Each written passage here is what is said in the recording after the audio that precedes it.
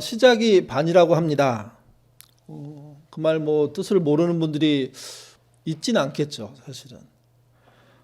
근데 이 말에 대한 오해들도 있다는 것도 사실입니다. 그러니까 시작만 하면 반은 간 거야, 이렇게 가볍게 받아들이는 순간 그거는 오해입니다. 그러니까 시작을 하는 게 어렵다는 이야기예요, 이 말은. 그래서 시작을 하기까지 가는 그 노력, 수고, 애씀, 준비, 이런 것들이 굉장히 사람을 지치게 하고 어렵게 하거든요. 그러니까 그렇게 지쳐있는 사람에게 시작만 하면 반은 가는 거야. 그러니까 우리 시작할 때까지 지치지 말자 하는 의미에서 이 말이 시작이 반이란 말이 쓰이는 거죠.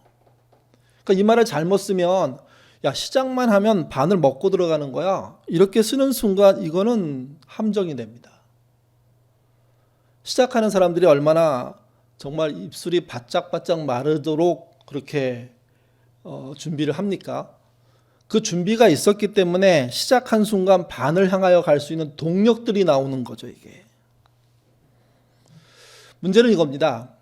무언가를 시작하려고 할 때 충분히 준비한다고 하지만 사람에겐 스스로 부족함이라는 게 존재하죠. 여러분, 시작의 두려움을 이기기 위해서 여러분들은 어떤 일을 하십니까? 어떤 일을 해보셨습니까? 또 그 사람들이 시작의 두려움을 이기기 위해서 우리나라 사람들이 뭘 제일 많이 하냐 이렇게 조사한 거 보니까요, 고사를 제일 많이 지낸대요. 고사가 뭔지 아시죠? 개업할 때, 개장할 때, 건축 현장 같은 데서도 또 조그만 집을 짓든 큰 집을 짓든 거기서도 고사를 지내죠. 그것만이 아닙니다. 기계를 첫 가동할 때도 고사 지내더라고요.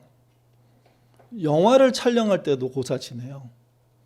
드라마나 어떤 프로그램을 시작할 때도 거기 모여있는 사람이 다 요즘 사람들인데 그들이 전부 다 고사상 차려놓고 거기 있는 돼지의 콧구멍에, 귓구멍에 돈을 찔러 넣으면서 무탈하게 이 영화 잘 찍도록, 이 드라마 잘 찍도록, 이거 잘하도록, 그래서 대박 나도록 그런 마음들로 하거든요.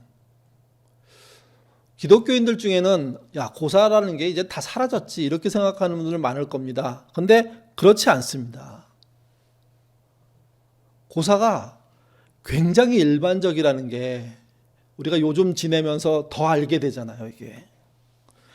과연 그게 괜찮은 걸까 생각해 보셔야 됩니다.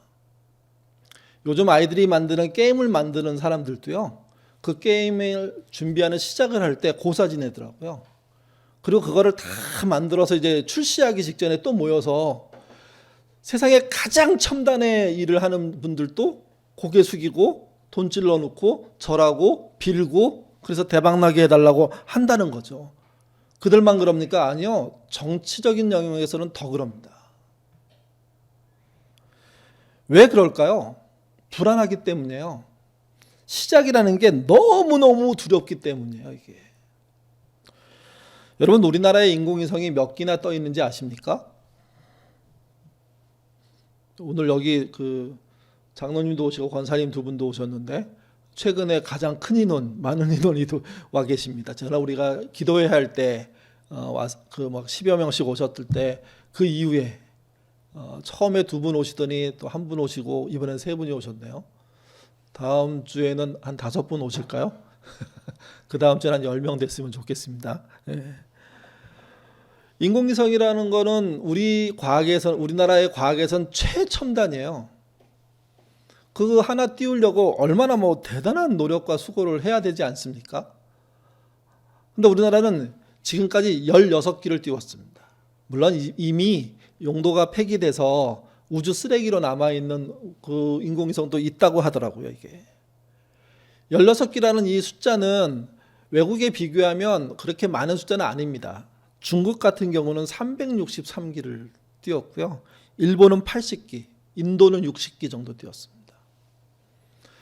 한 기를 띄우기 위해서 얼마나 정말 많은 과학자들과 기술자들과 또 그 밖에 제반 시설들을 대는 분들이 노력해가지고 첨단적인 장비를 통해서 이 일을 하잖아요, 이게. 그 수고를 생각하면 참 이게 멋있는 일입니다. 참 이렇게 하나 띄웠다는 게 얼마나 대단한 일인지 모릅니다. 근데 여러분, 인공위성을 띄우는 일 때문에 우리나라의 어떤 행동이 유명해진 게 있습니다. 앞에서 말씀드린 고사입니다. 1996년 1월에 조선일보가 보도한 건데 뭐 다른 신문에도 조금씩 나왔을 거예요. 인공위성을 쏘기 바로 직전에, 그러니까 쏘는 시간이 이제 정해졌어요. 정해지자 그 인공위성 센터에 있는 한국 사람들이 한 행동이 이슈가 됐습니다. 그분들이 뭘 했냐면 그 출발대 앞에서 고사를 지낸 겁니다. 그때 기록을 그대로 조선일보가 기록한 대로 읽어드리면 이렇습니다. 한국 엘리트 과학자들이 세계 최첨단 과학기술의 상징인 미 케이프 캐너벌 기지 우주 발사장에서 고사를 올리는 진풍경을 벌였다. 무궁화 2호를 발사하기 위해 미국 발사장에 모인 20여 명의 한국 관계자들이 발사 시간이 정해지자 로켓 발사대 앞에서 발사를 성공하기 위한 고사를 지낸 거다. 아마 우리나라 사람들은 이 정도라고 생각 안 할 겁니다. 우리나라도 아니에요. 미국이에요. 미국 시설을 빌려서 인공위성을 띄우는 거예요. 근데 거기 간 사람들이 20명이 있었는데 거긴 과학자도 있고 정부 관료도 있겠죠. 또 여러 가지 뭐 위치에 있는 사람들이 있겠죠. 그들이 한 일이 뭐냐? 그들이 출발을 위해서 시작을 위해서 뭐냐? 발사를 한 일이 뭐냐? 그게 고사라는 겁니다. 이게. 저는 이번 기회를 통해서 우리가 고사와 관련된 무속과 관련된 것에 대한 좀 심각한 생각을 해봐야 된다고 생각합니다. 너무 쉽게 교회 안에 이게 들어와 있지 않은지도 한번 여러분 생각해 보십시오. 교회가 아니라면 여러분의 일상에 얼만큼 들어와 있는지. 슬쩍 묵인하면서 에이 그거는 그냥 의식이야, 장난이야, 그냥 하는 거야. 왜? 세상 사람들이 하는 거니까. 근데 여러분, 저희가 몇 주 동안 낭독 기도를 통해서 우리가 기도했지만 명확하게 성경은요, 그 무속을 없애라고 얘기합니다. 끊어버리라고 얘기합니다. 절대로 용납하면 안 되는 거라고. 그렇게 되면 너희도 함께 망한다고.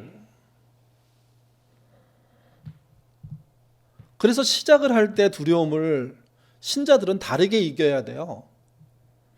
무속이나 세상의 방법이 아니라 진짜 하나님께 기도함으로.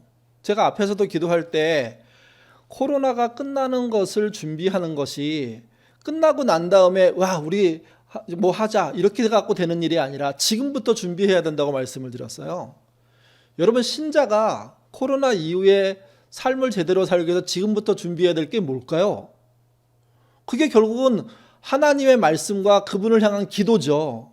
그분의 말씀을 읽고 기도하는 거죠. 또 자신의 사업이나 일터에서 알맞은 미래를 향한 준비들을 하나님을 의지하고 기도함으로 해나가는 거죠. 이게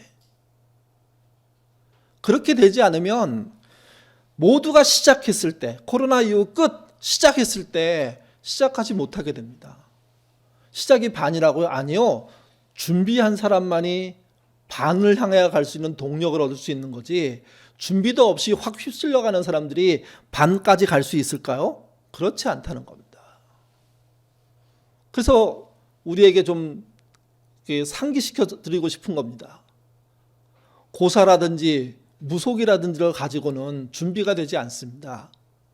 그분의 말씀과 그분을 향한 기도를 통해서만이 준비될 수 있고, 내 일터와 내 사업의 현장들, 내 가정들에 대한 준비 역시도 말씀과 기도로만 시작할 수 있다는 사실을 확고하게 믿으시는 예인교회 식구들 되시기를 바랍니다. 여기서는 타협하면 안 됩니다. 이거는. 오늘 본문은요, 앞에서 시작 얘기를 했지만 사실은 시작 얘기가 아닙니다. 결산에 관한 이야기입니다. 우리가 오늘 열세절을 읽었는데 대부분 우리가 알고 있는 구절은 12절, 13절이잖아요. 이 본문은 사실 앞의 이야기를 이해할 수 있는 이야기인데 우리는 이 말씀만 가지고 늘 말씀을 듣거나 묵상을 하죠. 같이 한번 우리 히브리서 4장 12, 13절 말씀 아까 같이 읽었지만 함께 읽어보겠습니다.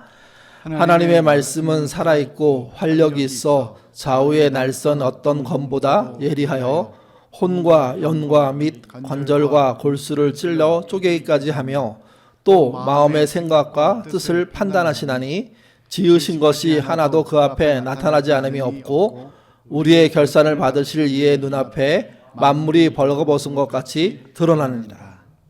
뭐 너무 유명한 말씀이에요. 하나님의 말씀을 비유로서 우리에게 적절하게 표현해 주는데 그 말씀은 좌우에 날쌘 검보다 예리하고 좌우에 날쌘 검이 아닙니다. 그러니까 좌우에 날쌘 검보다 예리하고 한 걸음 더 나가서 심령과 골수를 찔러 쪼개기까지 눈에 보이는 사람의 상해를 입히는 정도의 칼이 아니라 그의 마음을 파고 들어가서 숨겨져 있는 것까지도 전부 해체해버리는 그런 말씀이라는 거예요. 이게요. 그 말씀의 가장 중심이 되는 말은 사실은 하나님 말씀도 아니고요. 그 말씀의 활력도 아니고요. 좌우에 날선 검도 아닙니다. 뭐가 이 말씀의 핵심이냐면 결산이란 말이에요. 결산. 그 말씀을 통한 결산이 있을 거라는 거죠. 그 예리하게 회집은 말씀이 얼마큼 그 사람에게 도달했느냐, 거기에 따라 결산이 있다는 거예요. 재밌는 건 이겁니다. 이 결산이란 말이요, 뭐 헬라어로 따지면 다른 말이 올 것 같은데 아니고요. 로고스란 말이에요. 여러분 앞에 로고스란 말이 있어요. 하나님의 말씀 12절에 나오잖아요. 그 12절의 말씀이 뭐냐면 로고스예요. 로고스. 저기 1절, 2절 잘못 써 있는데요. 12, 13절을 말합니다. 그래서 말씀은 12절에 있는 건데 첫 줄에 있잖아요. 그게 로고스란 말인데 13절의 끄트머리에 가면 결산이란 말도 그게 로고스란 말이에요. 그러니까 이 본문이 말하는 결산이 뭘로 하는 결산이란 얘기입니까? 말 그리고 사실은 행동도 포함되는 건데 말씀에 의한 결산이라는 얘기도 돼요. 이게 말씀으로 시작하는 것, 말씀으로 준비하는 게 돼 있지 않으면 말씀의 결산 역시도 나오지 않는 거죠. 이게. 그리고 말씀을 설명하는 단어가 뭐냐면 좌우에 날쌘 어떤 검보다 예리한 것이라고 설명합니다. 여러분 좌우에 날쌘 검이라는 게 뭘까요? 좌우에 날쌘 날선검, 날쌘이 아니죠. 날선검, 좌우. 이게요 양날검을 말하는 거예요. 여기 우리가 이제 글래디에이터 같은 로마 영화들 보면 무사들이 갖고 있는 칼이 나오는데 군인들이 갖고 있는 칼이 요 칼이 요 모양입니다. 뭐 손잡이나 뭐 칼의 내용은 좀 다를 수 있는데 이 칼의 가장 큰 특징은 양쪽에 날이 있는 거예요. 양쪽에 날. 이 칼이 어떤 칼보다 더 유리할까요? 한날검보다 유리합니다. 한쪽에 날이 있는 검. 전쟁이라는 것이 백병전을 할 수밖에 없는 것이고 지금처럼 멀리서 타격하는 전쟁이 아니라 만나서 싸워야 되니까 결국은 백병전을 하게 되면 칼과 방패가 너무 중요해요. 창이 너무 중요해요. 근데 여러분 생각해 보세요. 자기는 자기의 칼이 들 줄 알고 쳤는데 그게 칼 등이면 어떻게 됩니까? 상대방에게 기회를 주는 거잖아요. 그러니까 칼등으로 내려쳐서 그를 못 죽이면 상대방의 칼에 의해서 내가 먼저 죽을 수 있는 위기에 빠지게 돼요. 로마의 장수 중인 한 명인 하니발이라는 그 명장이 스페인의 한 부족과 전쟁을 했는데요. 전쟁을 정말 어렵게 이기고 나서 봤더니 그들이 쓰는 무기가 자신이 쓰는 무기하고 달랐던 거예요. 자신들은 한날검을 가지고 싸웠는데 한 날밖에 없는 검으로 싸워졌는데 그쪽은 양날검을 갖고 싸운 거예요. 그래서 나중에 깨달았죠. 아, 우리가 왜 이 전투에서 다른 데는 쉽게 이겼는데 이렇게 어려웠을까? 정말 이렇게 힘들었을까? 그랬더니 그쪽 무기가 좋았던 거예요. 그래서 한니발이 그 칼을 가져다가 자기의 그 칼을 만드는 사람들에게 지금부터 양날검을 만들으라고 지시를 해가지고 로마 군들이 전부 다 양날검을 갖게 돼요. 그래서 전쟁터에 나가면 스페인 그 부족 말고 다른 부족들은 대부분이 한날검을 쓰고 있었거든요. 한날검을 갖고 있는 사람들에게 접근할 때 방패로 칼을 가리는 상태에서 접근을 한 다음에 전쟁이 시작되면 양날검을 사용하는 거예요. 그러니까 저쪽은 한날검에 의한 실수가 생기는데 이쪽은 실수라는 게 없어요. 좌던 우던 배면 끝이 나는 거죠, 이게. 그래서 한니발이라는 그런 장수가 굉장히 유명해지고 지금까지 우리에게 알려진 이유는 이 양날검을 효율적으로 쓸 수 있는 군대를 만들었기 때문에요. 히브리서의 저자가 그런 내용을 알고 있는 것 같아요. 그래서 그 말을 이렇게 하는 거예요. 야, 우리가 전쟁에 나갔을 때 한날검보다 양날검이 훨씬 더 예리하고 낫지. 근데 하나님 말씀은 양날검보다 더 예리하다는 겁니다. 양날검으로서는 할 수 없는, 비교할 수 없는 일을 하는데 그게 무엇이냐? 사람의 몸을 베는 게 아니라 그들의 심령 골수를 찔러서 쪼개버리는, 이게 죽인다는 뜻이 아닙니다. 꼭 이거와 비슷한 것 같아요. 수술하기 위해서 메스라는 걸 쓰잖아요. 여러분 아마 의학 드라마 보면 그걸 이렇게 움직이면 굉장히 잘 된다는 거 아실 겁니다. 그 메스처럼 예리해서 정확하게 아픈 곳을 찔고 들어가서 그거 부분을 뽑아내거나 꼬맬 수 있게 해주거나 연결시키거나 하는 일들을 하게 되는다는 거죠. 그러니까 하나님 말씀은 세상에 사람의 몸을 상하게 할 수 있는 가장 예리한 양날검보다 그보다 훨씬 더 뛰어나고 훨씬 더 능력 있고 훨씬 더 대단하다는 이야기를 히브리서 저자가 하고 있는 거예요.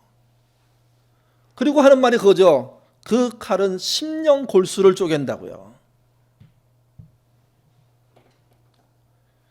심령 골수라는 게 사람의 보이지 않는 영역까지 뚫고 들어간다는 얘기예요. 몸이 아니라 마음까지 뚫고 들어간다는 얘기죠, 이게. 그래서 히브리서 4장 12절 13절은 말씀이 얼마나 능력이 있는지 아느냐, 그 말씀의 대단한 능력을 우리가 받아야 된다는 거예요. 그 말씀에 의해서 우리가 다룸을 당해야 된다는 이야기를 하고 있는 거예요, 이게요. 근데 문제가 하나 있어요. 여러분들은 어떤 하나님 말씀이 여러분을 가장 잘 다루었다고 생각하십니까? 어떤 경우에 하나님 말씀이 여러분을 잘 다루시던가요? 제가 이 말을 할 때 그게 뭐야?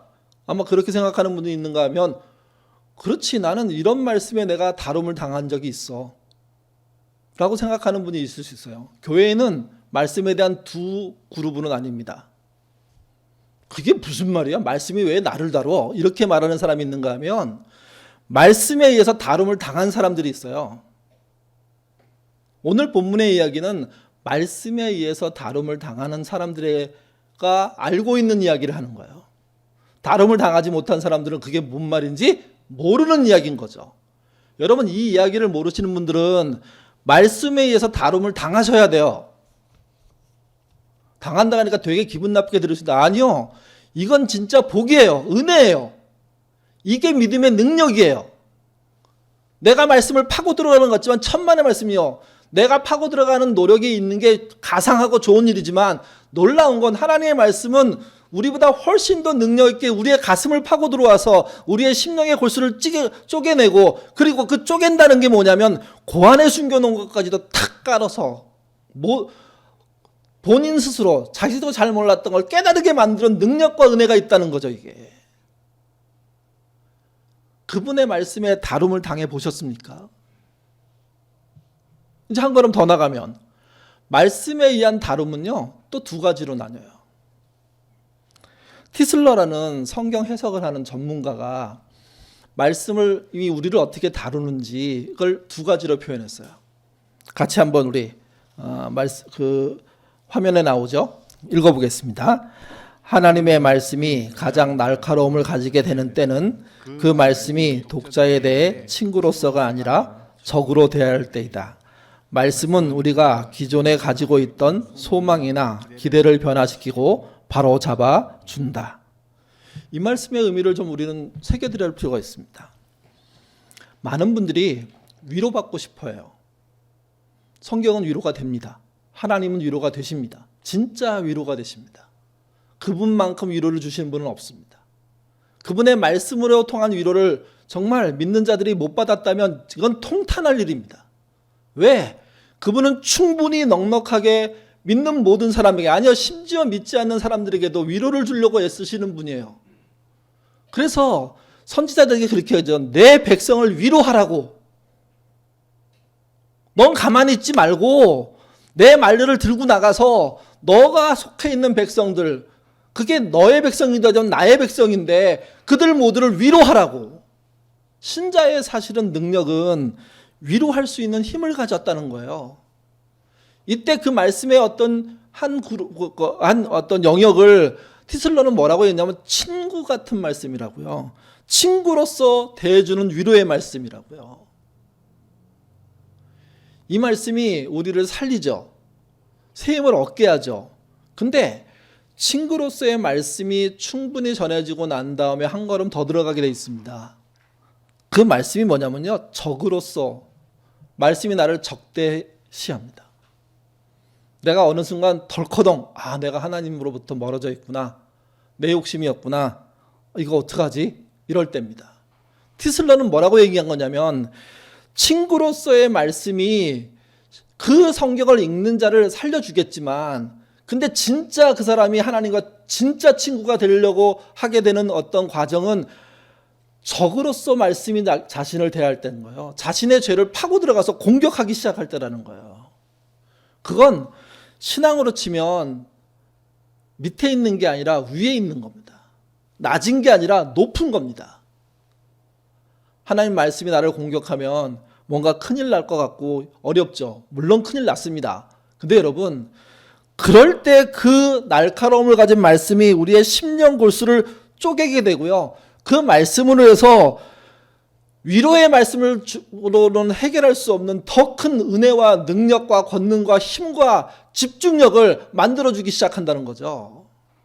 신자는 그래서 나를 아프게 하는 말씀, 나를 두려움에 떨게 하는 말씀, 나를 힘들게 하는 말씀, 나로 인하여서 통곡하게 하는 말씀, 나로 인하여서 걱정하고 하나님과 떨어지면 어떡하냐고 매달리는 말씀, 이 말씀들을 들어야 된다는 거죠. 오늘날 한국교회 수준을 얘기할 때 여기까지 가는 신자가 몇 명이나 될까? 겨우 우리는 당신은 사랑받기 위해서 태어난 사람이야, 이 정도의 위로를 받기 위해서 교회 나오는 거 아닐까?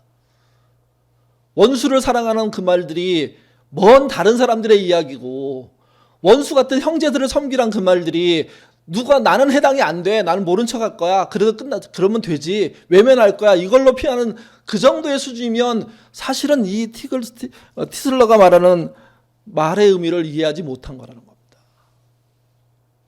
말씀에 의한 깊이 있는 단계로 들어가야 되고, 그 말씀이 기분 좋게 하는 말씀이 아니라 나를 새롭게 하는 말씀으로 나를 이끌어 줄 거라는 거죠, 이게. 여러분, 그 말씀을 그렇게 예리하게 받으면 어떤 결론에 이를까요?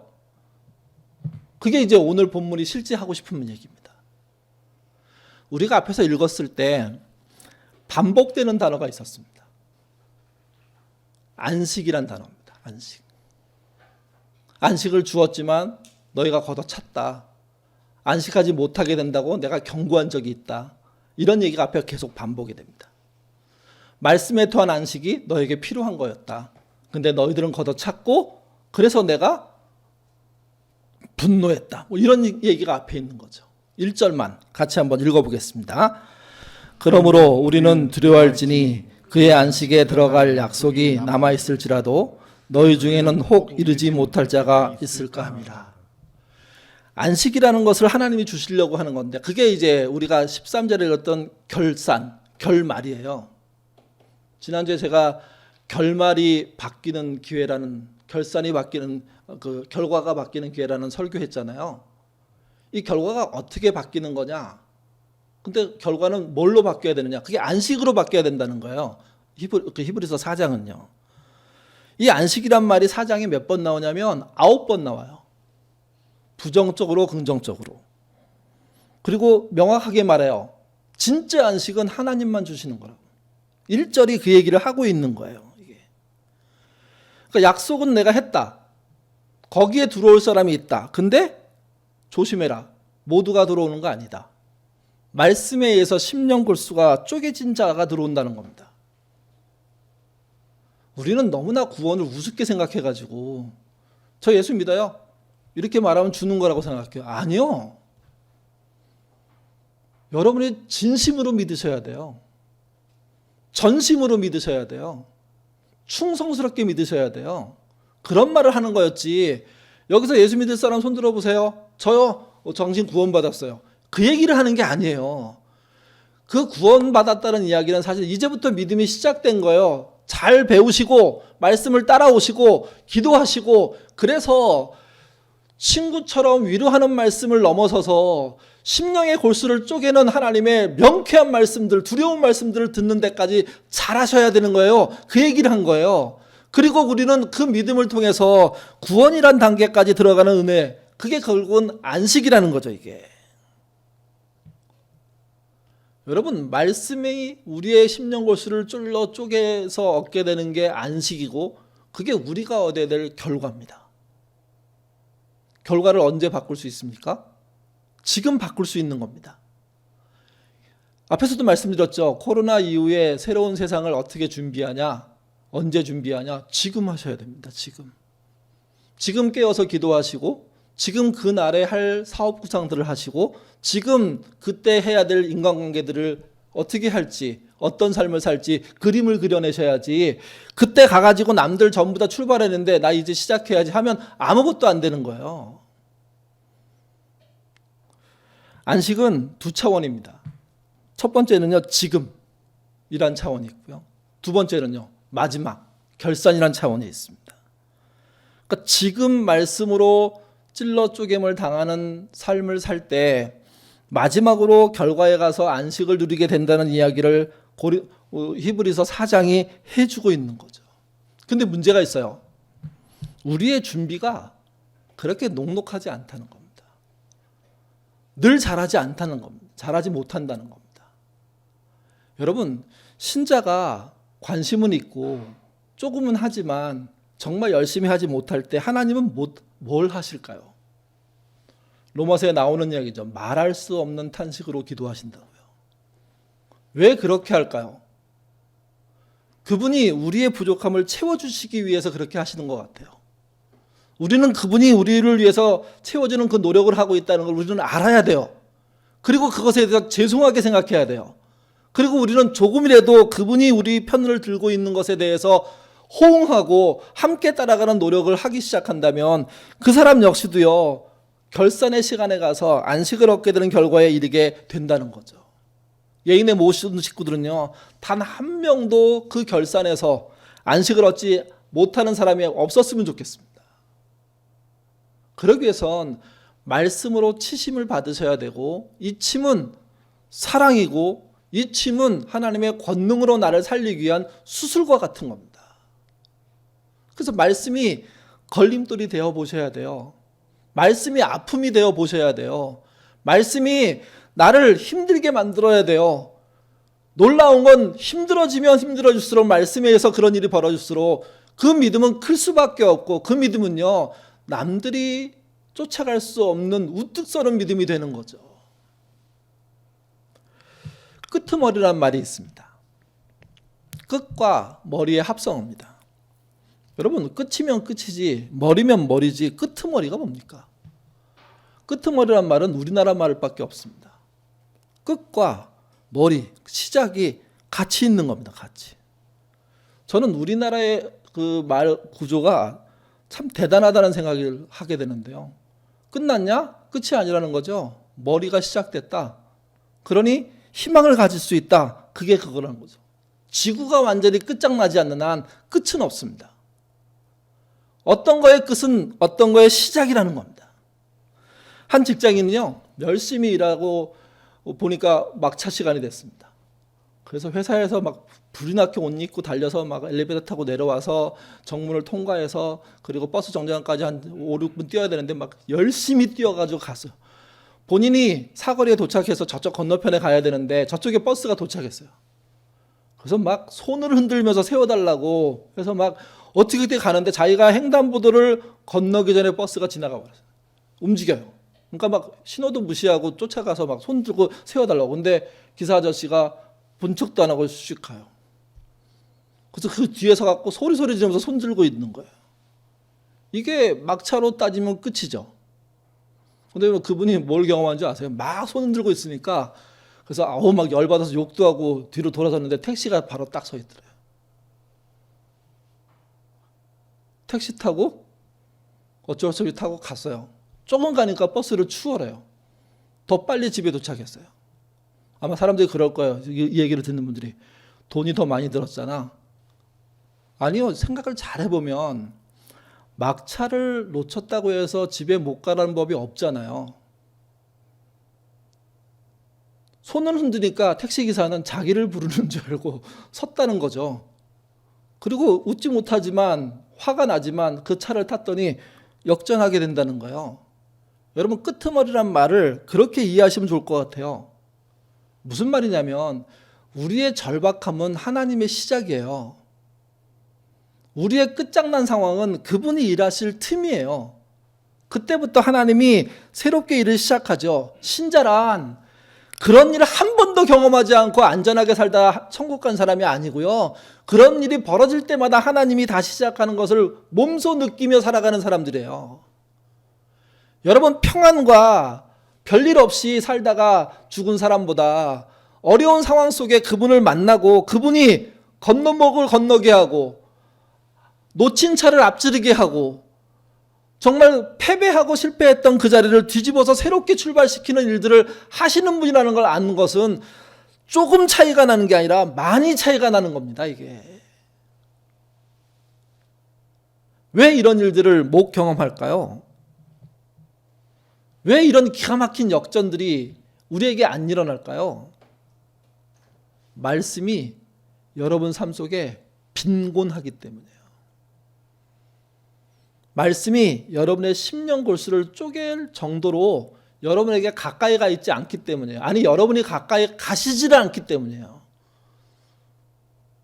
그 말씀을 읽으려고 하고 말씀을 붙잡고 기도하고 할 때 위로의 하나님이 등장할 겁니다. 많은 위로를 주실 것이고 예기치 못했던 길로 하나님이 품어주실 겁니다. 그리고 그 시간이 더 흐를 때 주님은 더 이상 위로의 하나님으로 여러분에게 쓰지 않습니다.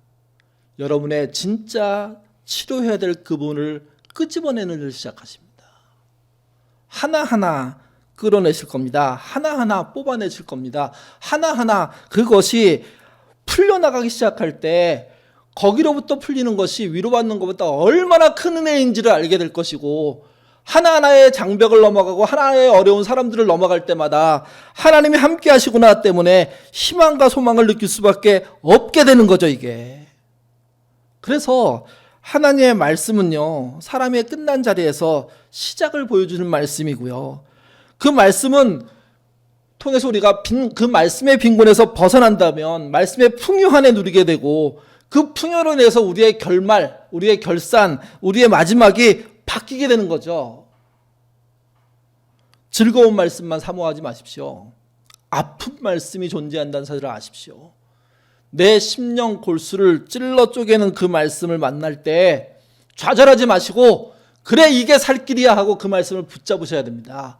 그 말씀을 따라가셔야 됩니다. 그러면 세상이 줄 수 없는 안식, 그게 죽어서 얻는 게 아니라 지금 이 세상에서 얻는 그 놀라운 감사함, 고마움, 눈물이 여러분의 삶 속에 채워질 겁니다. 코로나를 어떻게 마감하고 새 출발하느냐? 말씀의 빈곤으로부터 벗어나는 노력들로 채워가셔야 됩니다. 그러면 코로나가 끝날 때 여러분들은 남들이 보지 못하는 새로운 세상을 그분의 눈을 통해서, 말씀을 통해서 보게 될 것이고, 새로운 삶을 힘차게 시작하는, 그래서 하나님 나라의 안식이 죽어서 얻어진 게 아니라 지금 이제서 얻어지는 은혜를 누리게 될 겁니다. 그런 자리로 들어가시는 저와 여러분 되시기를 주님의 이름으로 부탁드립니다. 기도하겠습니다. 우리는 너무나 빈곤한 게 많습니다. 돈도 없고 기회도 없다고 생각할 때가 얼마나 많은지 모릅니다. 인생에 돈이 있었고 기회가 있었다면 얼마나 더 화려하게 잘 살았을까, 우리는 그런 생각도 합니다. 근데 말씀이 빈곤하다는 것에 대해서는 생각하지 않습니다. 기도가 빈곤하던 것에 대해서는 걱정하지 않습니다. 가장 걱정해야 될 말씀의 빈곤과 기도의 빈곤, 오늘 말씀을 통해서 한번 생각하는 우리가 될 수 있도록 주님 인도하여 주옵소서.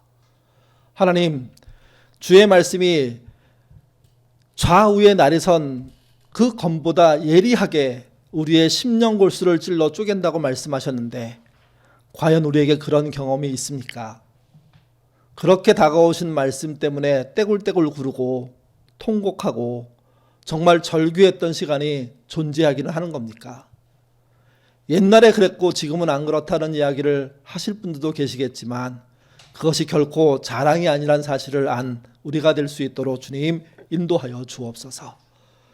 코로나19의 종교를 기다리는 우리가 그저 이 상태로 그 종교를 하는 날을 맞이한다면 우리의 인생은 바뀌지 않을 겁니다. 코로나로 고통받는 이 시점에 말씀의 빈곤으로 우리가 괴로워할 수 있도록 도와주시고 그 말씀의 빈곤이 아닌 말씀의 풍요로 넘어가기 위한 도전과 노력을 해내는 그런 믿음의 사람들, 예인의 식구들 될 수 있도록 주님 인도하여 주옵소서. 한 걸음 더 나가서 기도의 빈곤이 얼마나 창피한 일인지 알게 도와주옵소서. 기도하지 않고 기도하지 못하는 삶을 사는 것이 당연하고 당당한 게 아니라 기도하지 않았다는 것 자체가 뭔가 부끄러운 일이 아니라고 생각하는 그 창피함 모르는 삶, 거기서 벗어나는 신자 되도록 주님 인도하여 주옵소서. 그래서 아버지 하나님, 올해 말씀의 빈곤과 기도의 빈곤에서 탈출하고 말씀의 풍요와 기도의 풍요 속에 사는 우리가 되게 하시며 코로나19가 끝나는 그 시점에 그 풍요로움이 열매 맺는 우리의 삶 되도록, 우리 예인교회 되도록 인도하여 주옵소서. 말씀으로 인한 풍성함이 예인의 모든 식구들에게 나타나기를 원하오며 예수님 이름으로 기도드립니다. 아멘.